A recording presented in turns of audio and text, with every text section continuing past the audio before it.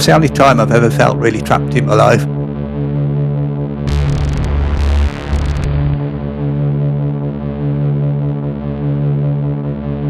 I was thinking, they're just going to follow me, they're going to try and get me back.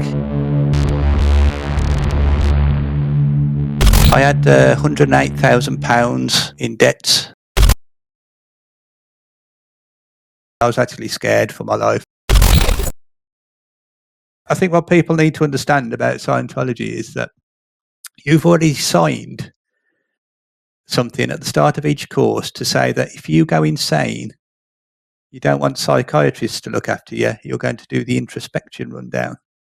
Now, the introspection rundown is they'll lock you up in a room and not talk to you, and they'll just feed you until you snap out of your psychosis. So there was no way that in that position, I couldn't just say, right, fuck off, I'm going home, you can't stop me. I'm going to, I could have easily fought my way out of there. I'm a big lad, I could have caused a big scene. But to me at the time, it was like, I thought if I did that, I'd get overpowered eventually with a lot of people, and I'd be thrown into a room and I'd be trapped there. Another thing they kept saying to me was, particularly the first time I went down there, they kept saying, you don't have CS approval to leave. I was like, what? I don't work for you. I'm not owned by you. So I had to find £6,500, and they're like, well, can't one of your brothers lend you the money, or your parents? I was like, no. How about your partner's brothers? I was like, no fucking way are they going to understand. And they're like, well, if it was an emergency or like a life-threatening illness or something, then somebody'd help you out. I was thinking, but this isn't, is it? It clearly isn't. To you it might be, but I was just losing all faith by then, really. I thought, nah, it's bollocks. So yeah, I was saying no, yeah, it's not going to happen. So I had to stop over that night. So I stopped in a hotel. So I wasn't like sort of trapped down there, but I was mentally, because I thought I had to, I was already part of this group, and I was trying to remain part of the group, I guess. And then it'd be like, oh, you just need one more intensive. She'd come out looking all serious. Oh, this will be it now. And one more, that's the estimate. And then two more. There's one more. And it got to the point where I was paying for an intensive every week. That's £1,764 every week, which is the worst way to pay for it. And it got to the point where staff were having to lend me the money. They were getting people on staff to lend me the money. And I was like, well, fuck am I going to pay these people back? I had a decent job. At that time, I was probably earning about £1,500 a week, which was good. But that was all going.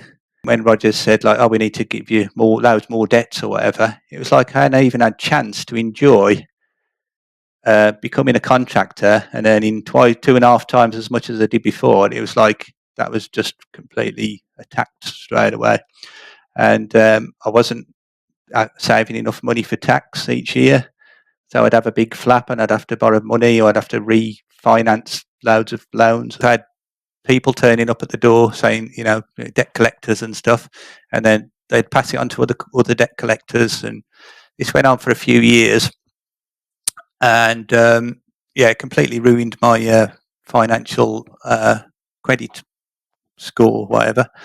And that took 7 years. It took 7 years to sort out, because basically I was ruined then. So, I was still earning money, so it took 7 years before I could get a mortgage again. The worst position I was in, and I think is when I was doing New Era Dianetics, I thought I need to have a look how much debt I'm in, because it was getting ridiculous. And I had £108,000 in debts, and I was actually scared for my life. And I was just like, yeah, that was the only time I've ever felt really trapped in my life. I was like, how am I going to get out of this? And in fact, whilst I was there, somebody had ran off from the Saint Hill auditing area. She'd gone back home, but she lived local. Half an hour later, they'd been and fetched her. So I was thinking, they're just going to follow me. Now they're going to try and get me back. It was quite scary. So luckily, they opened the door. We walked up the corridor, and I was outside, and I was out in the reception. I said, "Okay, we'll wait here then. We'll go and see what the CS has to say." So I said to reception, I said, can I just have my phone? I just want to make a quick call. Because my phone's, I couldn't even phone anybody while I was stuck in that room.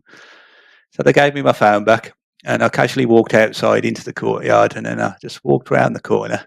As soon as I could see the car park, I was like, right, get out of here. And I just switched my phone off, got in the car, and I floored it all the way up to Oxford Services. I left my phone off because I didn't want any harassment. I was thinking, they're just going to follow me. Now they're going to try and get me back. I found the missus and said, I'm totally done.